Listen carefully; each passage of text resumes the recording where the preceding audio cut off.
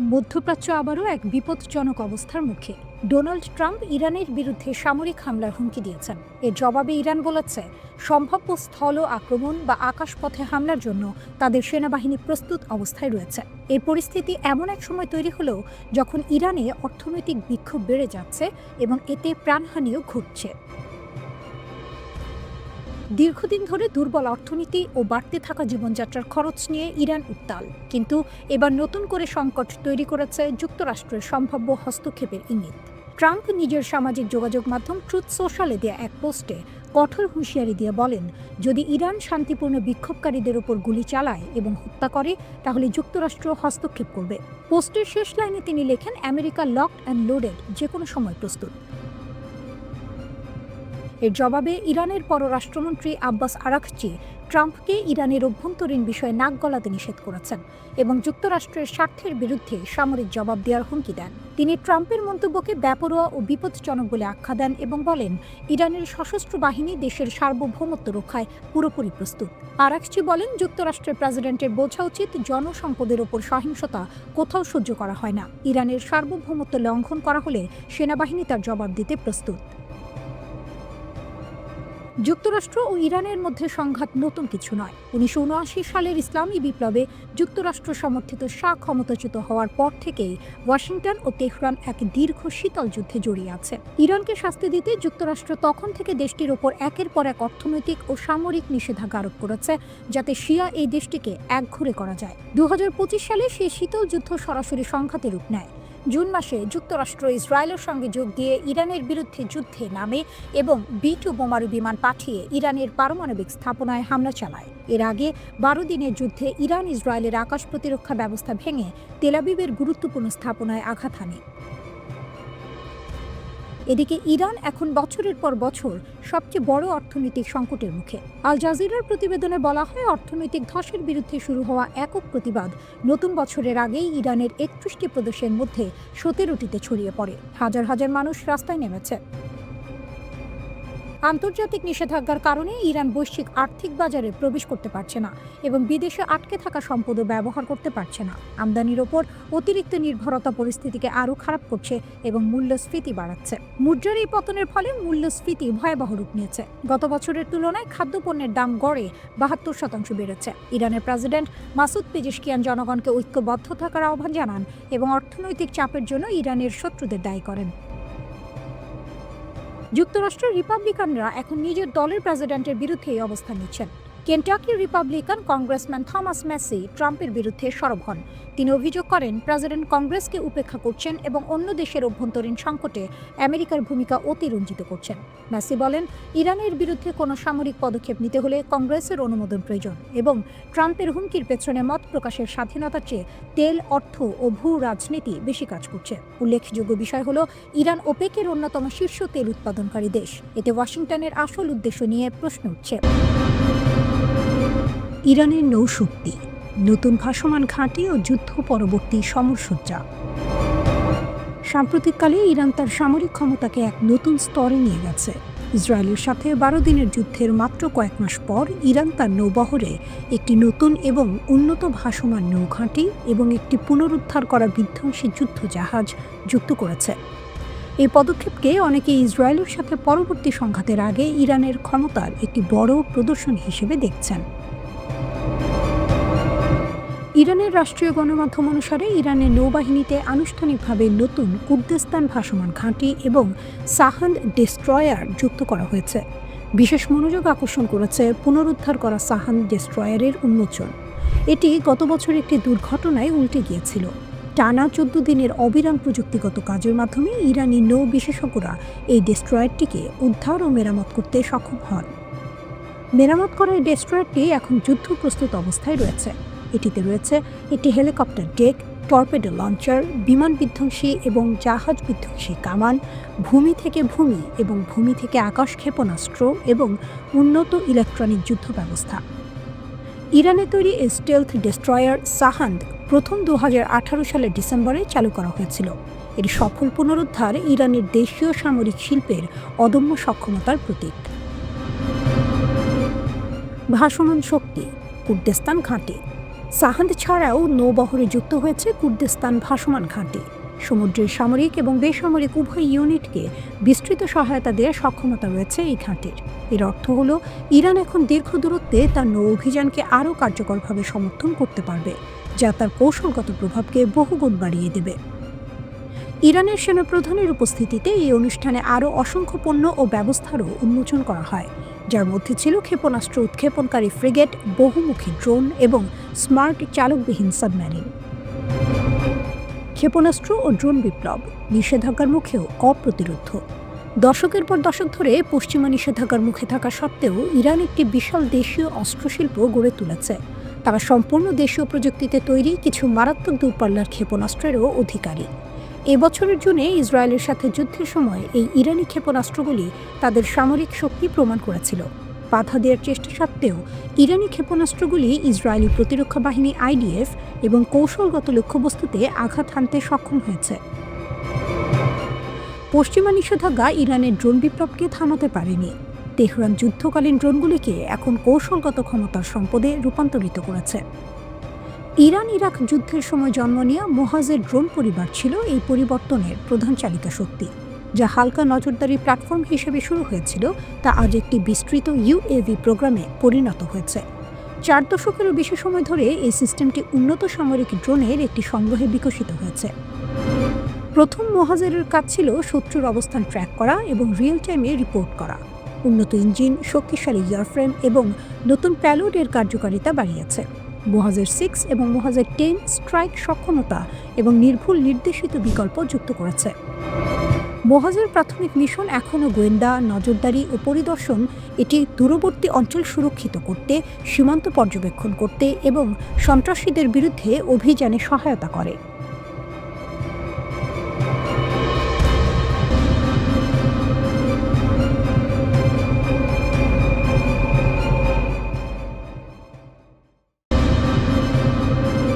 জ্বালানি চুক্তিতে ট্রাম্পকে ধাক্কা।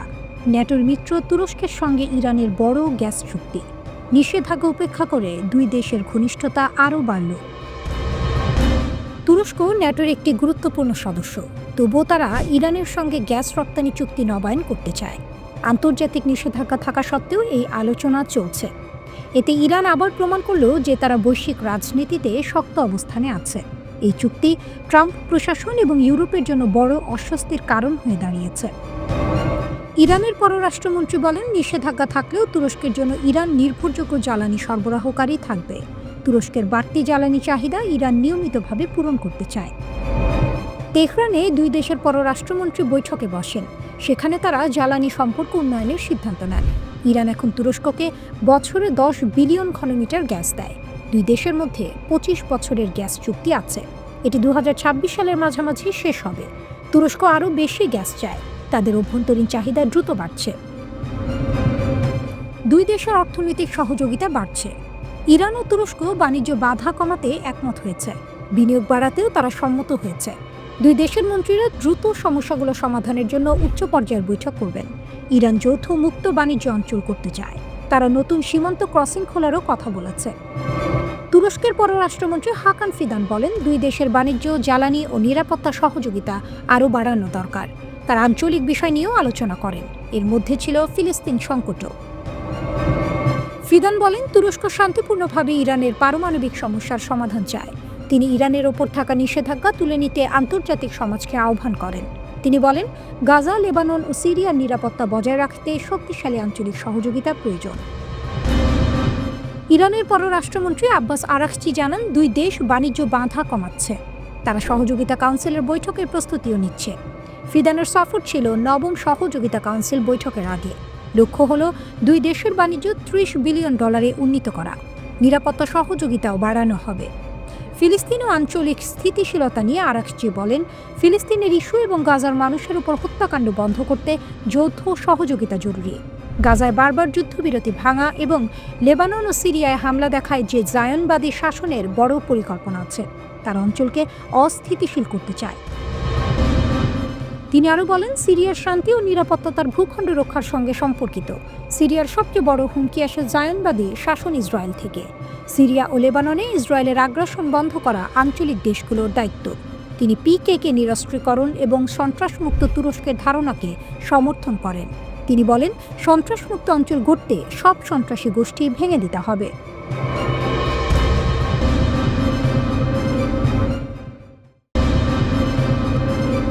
ইরান তুরস্ক নেতাদের বৈঠক, ইসরায়েলের কড়া আলোচনা, নতুন জোটে কাঁপছে নেতানিয়াহু ট্রাম্প। ইরান ও তুরস্কের নেতারা মিলিত হয়েছেন। তারা আলোচনা করেছেন ইসরায়েলের বিস্তারণবাদ নিয়ে। এই আলোচনা শুধু কূটনীতি নয়, এটি মধ্যপ্রাচ্যের নতুন মানচিত্র আঁকার মুহূর্ত। ইরান জোর দিচ্ছে মুসলিম ঐক্যের উপর। একটি নতুন মধ্যপ্রাচ্যের উত্থান দেখছে তেহরান। এটি এক বড় সংকেত। এটি ওয়াশিংটন ও তেল আবিবের জন্য অস্বস্তিকর বাস্তবতা। ইরানের প্রেসিডেন্ট মাসুদ পেজেশকিয়ান স্পষ্ট বার্তা দিয়েছেন। তিনি বলছেন, বিদেশি হস্তক্ষেপ ঠেকাতে মুসলিম দেশগুলোকে এক হতে হবে। এটি শুধু আহ্বান নয়, ঐতিহাসিক ঘোষণাও বটে। ইরান, তুরস্ক, সৌদি সবাই এখন সম্পর্ক প্রসারিত করছে। এই নতুন জোট নেতানিয়াহু ট্রাম্পের জন্য বড় ধাক্কা। ইরান চাপ দিচ্ছে ইউরোপীয় ইউনিয়ন স্টাইলে সহযোগিতার জন্য। মুসলিম দেশগুলোর পারস্পরিক বাণিজ্য, নিরাপত্তা ও একক কণ্ঠের কথা বলছে তেহরান। এমন এক জোট যা বহিরাগত শক্তিকে চ্যালেঞ্জ করতে পারে। পেজেশকিয়ান আরও বলেন, যদি মুসলিম জাতিগুলো এক ইচ্ছা শক্তির ছায়ায় এগোয়, কোনো শক্তি তাদের ক্ষতি করতে পারবে না। এটাই তার দৃষ্টিভঙ্গি। এটাই ইরানের নতুন রাজনৈতিক দর্শন। পেজেশকিয়ান বলেন, আমাদের চূড়ান্ত লক্ষ্য হল ভুল নীতি অঞ্চল থেকে দূর করা এবং মুসলিম দেশগুলোর অগ্রগতি রক্ষা করা। তার দাবি, অঞ্চলের সংকটগুলো ষড়যন্ত্র থেকে জন্ম নেয়, ইচ্ছাকৃত বিভাজনের জন্ম দেয় বহিরাগত শক্তি। তিনি ইউরোপের উদাহরণ দেন, যেখানে শতাব্দীর সংঘাত পেরিয়ে তারা একত্র হয়েছে। তিনি মুসলিম দেশগুলিকে একই পথে হাঁটার আহ্বান জানান। এদিকে তুরস্কের পররাষ্ট্রমন্ত্রী হাকান ফিরদান স্পষ্ট করে বলেন, ইসরায়েলের বিস্তারণবাদী আলোচনা সূচিতে সবচেয়ে গুরুত্বপূর্ণ বিষয় ছিল। তিনি বলেন, তুরস্ক ও ইরান দুই শক্তিশালী দেশ। তারা ফিলিস্তিন, গাজা, সিরিয়া, লেবানন, ইসরায়েলের আগ্রাসন, পারমাণবিক আলোচনা সব নিয়েই কথা বলেছেন। তিনি বলেন, ইসরায়েলের আঞ্চলিক বিস্তারী অঞ্চলের সবচেয়ে বড় নিরাপত্তা হুমকি। তাদের লক্ষ্য গাজার যুদ্ধবিরতি ধরে রাখা। এই মুহূর্তে মধ্যপ্রাচ্য যে বদলে যাচ্ছে তা স্পষ্ট। ইরান তুরস্ক সম্পর্ক জটিল হলেও আজ তারা একে অপরের প্রয়োজন বোধ করছে। সিরিয়া ও ককেসাস নিয়ে অতীতে তারা প্রতিদ্বন্দ্বী ছিল, কিন্তু এখন তারা অর্থনীতি ও আঞ্চলিক স্থিতিশীলতার জন্য একসঙ্গে কাজ করছে। এদিকে সৌদি আরবও ইরানের সঙ্গে কূটনৈতিক সম্পর্ক জোরদার করছে। ৩০ নভেম্বর সৌদি পররাষ্ট্রমন্ত্রী মোহাম্মদ আল সাফি তেহরানে ইরানের পররাষ্ট্রমন্ত্রীর সঙ্গে বৈঠক করেন। ইরানের পররাষ্ট্রমন্ত্রী আব্বাস আরাকচি বলেন, গাজার যুদ্ধবিরতি বারবার লঙ্ঘন হয়েছে। ইসরায়েল লেবানন ও সিরিয়ায় আক্রমণ চালিয়ে অঞ্চলের স্থিতিশীলতা নষ্ট করছে। তিনি বলেন, অঞ্চলের দেশগুলোর দায়িত্ব হলো ইসরায়েলের আগ্রাসন থামানো। এই তিন শক্তি, ইরান, তুরস্ক, সৌদি, এখন একে অপরের কাছাকাছি। গাজার নড়বড়ে যুদ্ধবিরতির মাঝে তারা নতুন পথ খুঁজছে। একই সময়ে রিয়াদ যুক্তরাষ্ট্রের সঙ্গে বেসামরিক পারমাণবিক চুক্তি করেছে। তেহরান হয়তো এই নতুন সম্পর্ককে নিজের স্বার্থে ব্যবহার করতে চাইবে। সৌদি ও তুরস্কের সঙ্গে ঘনিষ্ঠতা বাড়িয়ে ইরান নিজেকে ইসলামী জোটের কেন্দ্রে বসাতে চাইছে। এটি মধ্যপ্রাচ্যের শক্তির ভারসাম্য বদলে দিচ্ছে। এটি ইসরায়েলের জন্য নতুন চ্যালেঞ্জ। ইরান নতুন শক্তির কেন্দ্রে উঠে আসছে। মধ্যপ্রাচ্য আবারও নতুন এক যুগের দরজায় দাঁড়িয়ে।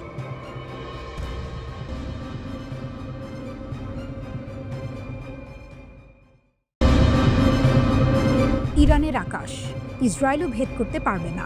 মধ্যপ্রাচ্য যুদ্ধ, হুমকি আর পাল্টা হুমকির এই অঞ্চলে প্রতিদিনই নতুন কোন উত্তাপ যোগ হয়। ঠিক এমন সময় ইরান থেকে এলো এক গুরুত্বপূর্ণ বার্তা, যা অনেকের চক্ষু চড়ক গাছ করে দিয়েছে। ইরানের সশস্ত্র বাহিনীর প্রধান major general Abdur Rahim Musavi সরাসরি জানালেন, ইরানের আকাশ প্রতিরক্ষা ব্যবস্থা আগের যে কোনো সময়ের চেয়ে শক্তিশালী হয়েছে।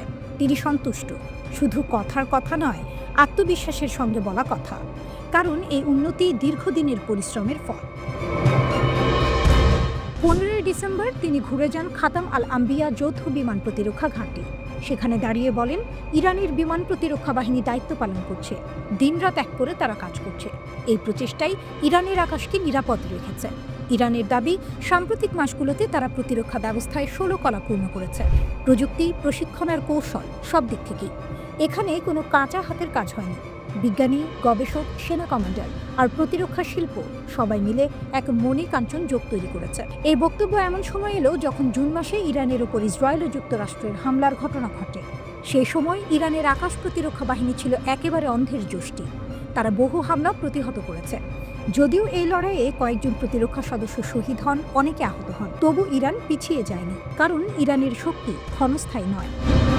ইসরায়েল ও যুক্তরাষ্ট্র ভেবেছিল কয়েকটি হামলাতেই ইরান ঘাটের মরা হয়ে যাবে, কিন্তু বাস্তবতা তাদের জন্য গুড়ে বালি হয়ে দাঁড়ায়। ইরান দেখিয়ে দেয় তারা সহজে ভাঙে না। মুসাবি পরিষ্কার করে বলেন, বিমান প্রতিরক্ষা শক্তিশালী করা ইরানের অগ্রাধিকার। এটা দীর্ঘস্থায়ী পরিকল্পনা। সেনাবাহিনী ও ইসলামী বিপ্লবী গার্ড বাহিনী একসঙ্গে কাজ করছে। সবাই অন্ধ অনুকরণ করছে না, বরং নিজেদের কৌশল তৈরি করছে। একই দিনে ইরানের সেনাপ্রধান মেজর জেনারেল আমির হাতামি বলেন, ইরান এমন প্রযুক্তি তৈরি করছে যা শত্রুদের জন্য স্পষ্ট বার্তা। এই প্রযুক্তি কেবল প্রতিরক্ষা নয়, এটি ভীতি প্রদর্শনের শক্তি। তার ভাষায়, ইরানের প্রতিটি অর্জন সীমান্ত ছাড়িয়ে যায়। নিপীড়িত দেশগুলোর জন্য এটি আশার আলো। তিনি আরও বলেন, পশ্চিমা দেশগুলো চায় ইরানের স্বাধীনতা নষ্ট করতে, কিন্তু ইরান কোনো নিশ্চুপ বসে থাকবে না। তারা নিজেরাই হাল ধরেছে। গবেষকদের পথে বাধা সরানো হচ্ছে, যেন উন্নয়ন থেমে না যায়। ইরান জানে ইসরায়েলের সঙ্গে এই অহিনুকুল শত্রুতা নতুন নয়, কিন্তু সরাসরি যুদ্ধ নয়। ইরান চলে রয়ে শুয়ে, ধীরে, ঠান্ডা মাথায়, কিন্তু কার্যকরভাবে। যেখানে অন্যরা মেজাজ হারায়, সেখানে ইরান হিসাব কষে এগোয়। সব মিলিয়ে বলা যায়, ইরানের বিমান প্রতিরক্ষা আজ আর কোনো পরীক্ষামূলক প্রকল্প নয়। আর এই বাস্তবতায় মধ্যপ্রাচ্যের এই খণ্ড প্রলয়ে ইসরায়েলের জন্য এক বড় মাথা ব্যথা হয়ে দাঁড়িয়েছে।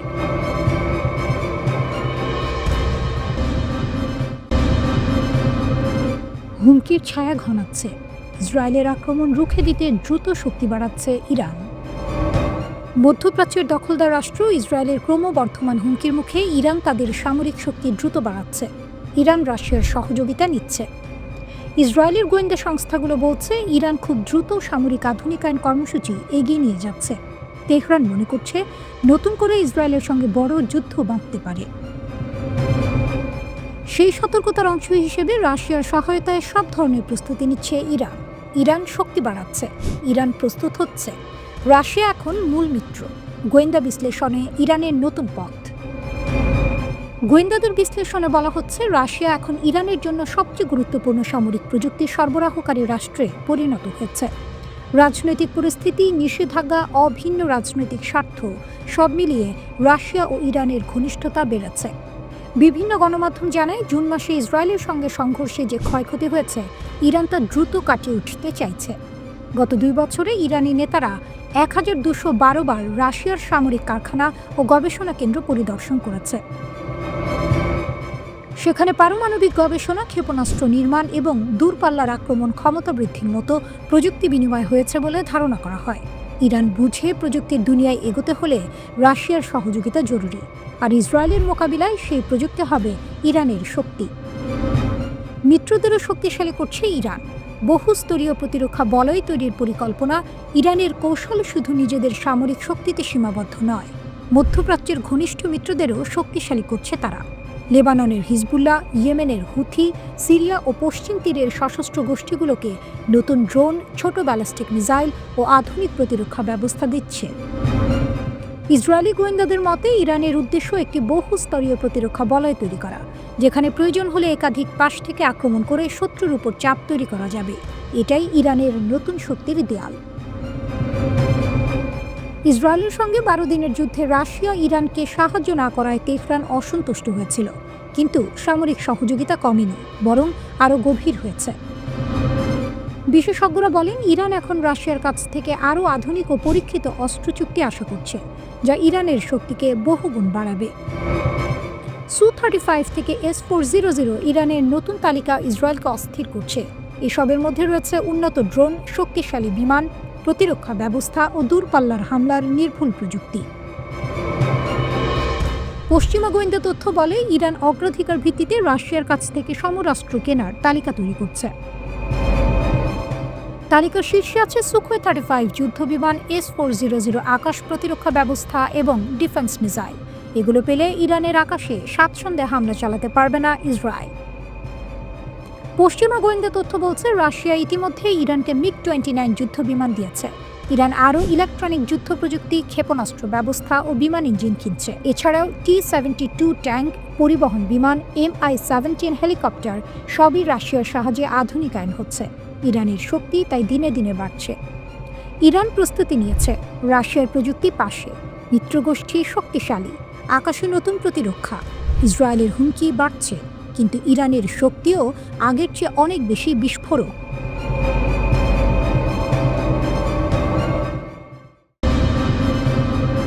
হিজবুল্লাহ একা? ভুল।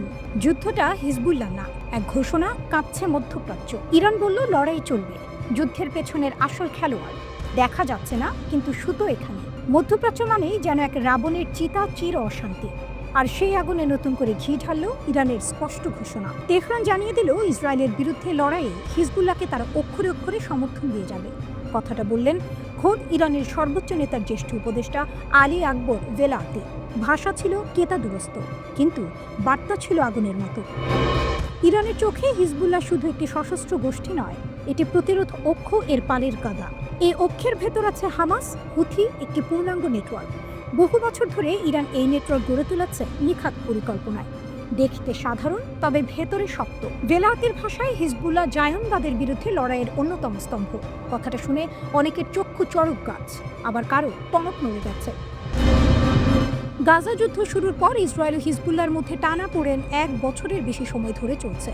যুক্তরাষ্ট্র ও ইসরায়েল লেবাননের ওপর চাপ বাড়াচ্ছে, হিজবুল্লাহকে নিরস্ত্র করতে হবে। কিন্তু এখানেই শুরু সাক্ষীর পারাব। একদিকে আন্তর্জাতিক চাপ, অন্যদিকে ইরানের ছায়া। হিজবুল্লাহ সাম্প্রতিক সংঘাতে দুর্বল হয়েছে, একথা অস্বীকার করার উপায় নেই।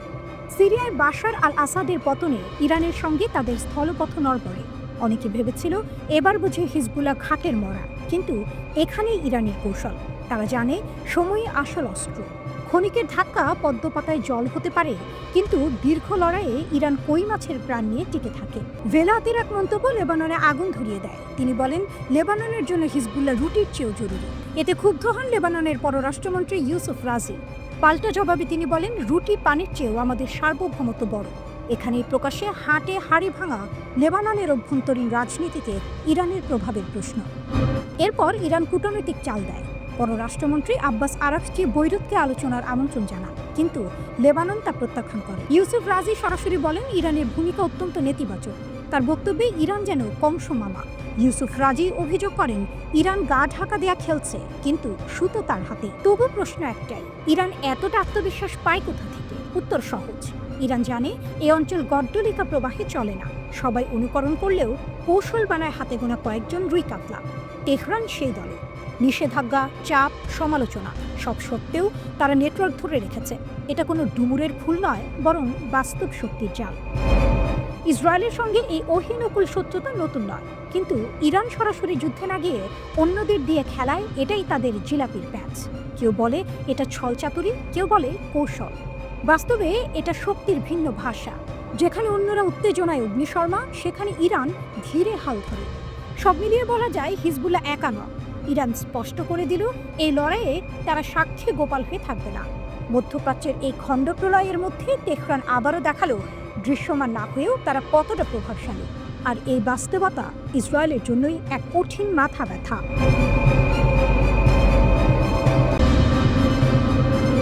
চীন ইরান সামরিক বন্ধুত্ব, মার্কিন অভিযানে ফাঁস, চাঞ্চল্যকর সত্য।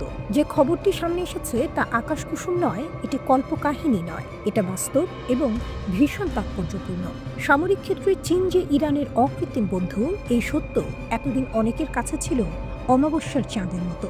দেখা যায় না, কিন্তু অনুভব করা যায়। এবার সেই সত্য প্রকাশ্যে।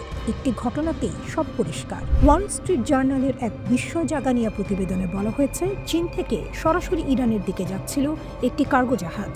সেই জাহাজে ছিল অত্যাধুনিক সমরাষ্ট্র তৈরির সরঞ্জাম, উপকরণ, যন্ত্রাংশ, অর্থাৎ ইরানের সামরিক শক্তির অক্ষয় ভাণ্ডার ভরাট করার রসদ। কিন্তু মাঝপথে ঘটে যায় নাটকীয় মোড়। ভারত মহাসাগরে মার্কিন বাহিনী অভিযান চালায়। এই অভিযান ছিল মার্কিন সেনাবাহিনীর স্পেশাল অপারেশন ফোর্সের। চুপিসারে নির্দিষ্ট লক্ষ্য নিয়ে তারা জাহাজে উঠে পড়ে, কয়েক ঘন্টা অবস্থান করে, তারপর যা ছিল সব ধ্বংস করে দেয়। মার্কিন কর্মকর্তাদের ভাষায় এই অভিযানের একটাই উদ্দেশ্য, ইরানের সামরিক অস্ত্রাগার পুনর্গঠন ঠেকানো, অর্থাৎ ইরান যেন আবার শক্ত হয়ে না দাঁড়াতে পারে। কিন্তু প্রশ্ন হলো, ইরান কি অন্ধকারে ঢিল মারা দেশ? না, ইরান অগাধ জলের মাছ, সুচতুর, অভিজ্ঞ।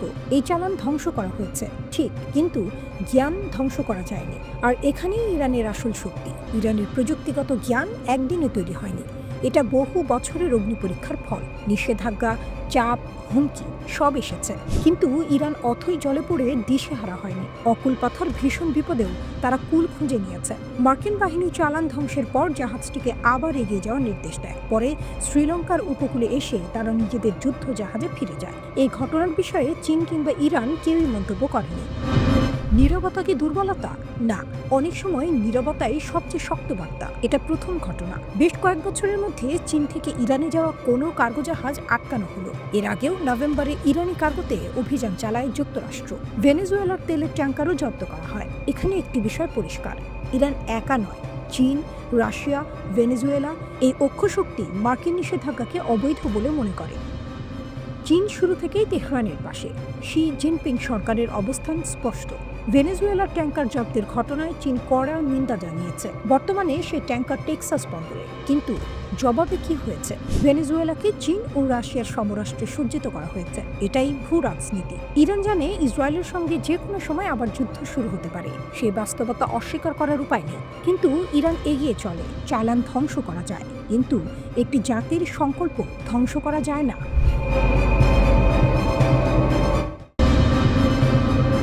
ইসরায়েলের নতুন হামলার আশঙ্কা।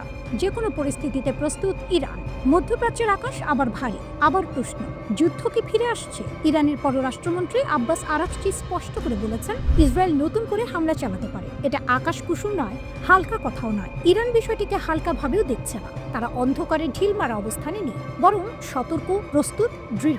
আরাকচি বলেছেন, ইরানের সশস্ত্র বাহিনী যে কোনো পরিস্থিতির জন্য প্রস্তুত। দেশের সার্বভৌমত্ব রক্ষা করতে তারা অনির্ভঙ্গ পণ নিয়েছে। এখানে পিছু হটার প্রশ্ন নেই। কিন্তু একই সঙ্গে ইরান বলছে, তারা যুদ্ধ চায় না, তারা কূটনীতি চায়। আলোচনাই তাদের প্রথম পথ। এটা কি দুর্বলতা? না, এটা শক্তির আত্মবিশ্বাস। যে শক্তি জানে আক্রমণ হলে প্রতিশোধ নেওয়ার ক্ষমতাও তাদের আছে। কাতার ভিত্তিক আল জাজিরাকে দেওয়া সাক্ষাৎকারে আরাকচি 12 দিনের যুদ্ধের কথা বলেন। সেই যুদ্ধ ছিল ইরানের জন্য এক অগ্নি পরীক্ষা, কঠিন পরীক্ষা, কিন্তু ইরান ভাঙেনি। ইরানের বিশ্লেষণ কি? ইসরায়েল এখন মানসিক যুদ্ধ চালাচ্ছে, ভীতির পরিবেশ তৈরি করছে। এটা নতুন কৌশল নয়, মানসিক যুদ্ধও যুদ্ধেরই অংশ। আরাকচির ভাষায় এটা বড় সামরিক পরিকল্পনার অন্ধি-সন্ধি হতে পারে। ইরান তাই চোখ বন্ধ করেনি, কানে তুলে দেয়নি, বরং প্রতিটি ইঙ্গিত পর্যবেক্ষণ করছে। ইরানের শক্তি কোথায়?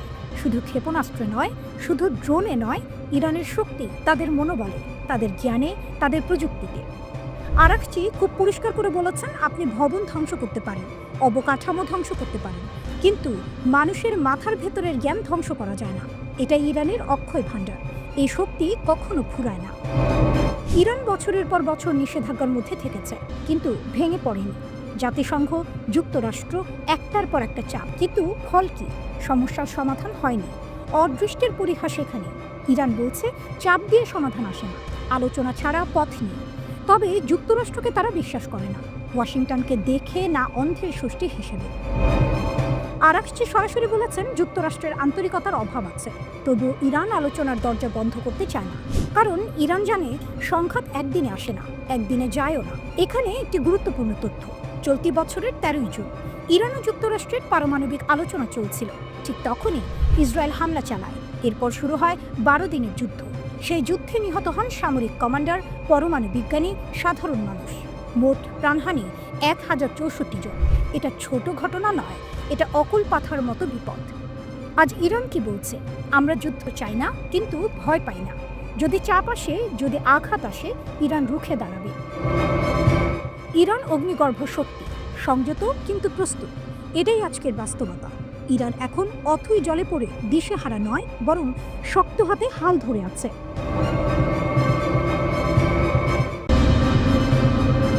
মোসাদের ভয়, ইরানের অটল সংকল্প। কেন পারমাণবিক ইস্যুতে ইরান এখনও মধ্যপ্রাচ্যের কেন্দ্রবিন্দু? মধ্যপ্রাচ্যের রাজনীতিতে কিছু দেশ শুধু রাষ্ট্র নয়, তারা একটি ধারণা। ইরান ঠিক তেমনই একটি দেশ। ইসরায়েলের গোয়েন্দা সংস্থা মোসাদের প্রধান ডেভিড বার্নিয়া একটি বক্তব্য দিয়েছেন, যা নতুন করে আলোড়ন তুলেছে বিশ্ব রাজনীতিতে। তার দাবি, ইরান সুযোগ পেলে আবার পারমাণবিক কর্মসূচি চালু করবে, আর ইসরায়েল ও আমেরিকা মিলে সেটা ঠেকানোর দায়িত্ব নেবে। কিন্তু প্রশ্ন হলো, ইরান কি সত্যিই পরাজিত, নাকি এই বক্তব্যের আড়ালে লুকিয়ে আছে গভীর ভয়? মোসাদের বক্তব্য আসলে কি বোঝায়? বার্নিয়া বলেছেন, ইরানের হৃদয়ে এখনো পারমাণবিক বোমা তৈরির চিন্তা ধুকপুক করছে। এই কথার মধ্যে লুকিয়ে আছে আসল সত্য।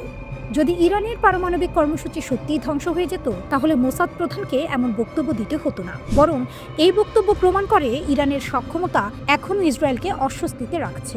12 দিনের যুদ্ধ, শক্তি বনাম দৃঢ়তা। জুন মাসে ইসরায়েল হঠাৎ করে ইরানের ওপর সামরিক অভিযান চালায়। পরে আমেরিকাও যোগ দেয়। ইরানের পারমাণবিক স্থাপনায় হামলা হয়। নিহত হন ইরানের পারমাণবিক বিজ্ঞানী, সামরিক সদস্য এবং সাধারণ মানুষ। কিন্তু এখানেই গল্প শেষ নয়। ইরান পাল্টা জবাব দেয়। ইসরায়েলেও প্রাণ হারায়, ইসরায়েলেও প্রাণহানি হয়। অর্থাৎ ইরান চুপ করে বসে থাকেনি। এই 12 দিনের সংখ্যা দেখিয়ে দিয়েছে ইরান শুধু প্রযুক্তির দেশ নয়, ইরান মানে প্রতিরোধের নাম। পারমাণবিক কর্মসূচি অধিকার না অপরাধ? ইরান বারবার বলছে পারমাণবিক শক্তি অর্জন করা তাদের আইনগত অধিকার। তাদের যুক্তি পরিষ্কার, যখন অনেক দেশ ইউরেনিয়াম সমৃদ্ধ করতে পারে তখন ইরান কেন পারবে না? ইরান পারমাণবিক বোমা বানাচ্ছে এমন অভিযোগ তারা বারবার অস্বীকার করেছে। কিন্তু ইসরায়েল ও পশ্চিমা দেশগুলো এই দাবিতে সন্দেহ প্রকাশ করে যাচ্ছে। এখানেই দ্বন্দ্ব। ইরান কেন নায়ক? এই গল্পে ইরান নায়ক হওয়ার কারণ একটাই, চাপের কাছে মাথা না নোয়ানো। আমেরিকার নিষেধাজ্ঞা, ইসরায়েলের সামরিক হামলা, আন্তর্জাতিক চাপ, সবকিছুর মাঝেও ইরান বলছে আমরা আমাদের সার্বভৌমত্ব ছাড়ব না। ইরানের সর্বোচ্চ নেতা আয়াতুল্লাহ খামেনি স্পষ্ট ভাষায় বলেছেন, ইরানের পারমাণবিক কর্মসূচি ধ্বংস হয়েছে এমন দাবি কল্পনা ছাড়া কিছু নয়। খারাপ চুক্তি নিয়ে ইসরায়েলের ভয়। মোসাদ প্রধানের আরেকটি গুরুত্বপূর্ণ মন্তব্য ছিল ইরান নাকি আবার বিশ্বকে ধোঁকা দিয়ে একটি নতুন পারমাণবিক চুক্তি করতে চায়। এখানে প্রশ্ন ওঠে, 2015 সালের চুক্তি ভাঙল কে, ইরান না আমেরিকা? ডোনাল্ড ট্রাম্প একতরফাভাবে সেই চুক্তি থেকে বেরিয়ে গিয়েছিল। ইসরায়েল শুরু থেকেই ওই চুক্তির বিরোধিতা করেছিল। অর্থাৎ সমস্যা চুক্তিতে নয়, সমস্যা ইরানের শক্তিশালী হয়ে ওঠায়। ভয় কার? যখন কোনো রাষ্ট্র বারবার বলে আমরা ওদের থামাবো, তখন বোঝা যায় ওরা এখনো থামেনি। মোসাদের বক্তব্য আসলে একটি স্বীকারোক্তি, ইরান এখনো খেলায় আছে। পারমাণবিক ইস্যু হোক বা আঞ্চলিক রাজনীতি, ইরান আজও এমন একটি শক্তি যাকে উপেক্ষা করা যায় না। ঠিক এই কারণেই ইসরায়েল ভয় পায়।